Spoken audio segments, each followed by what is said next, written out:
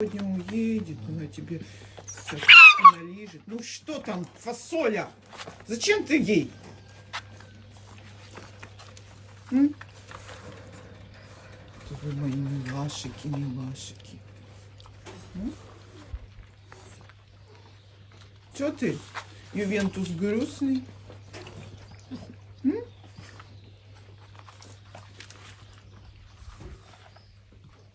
Вот так.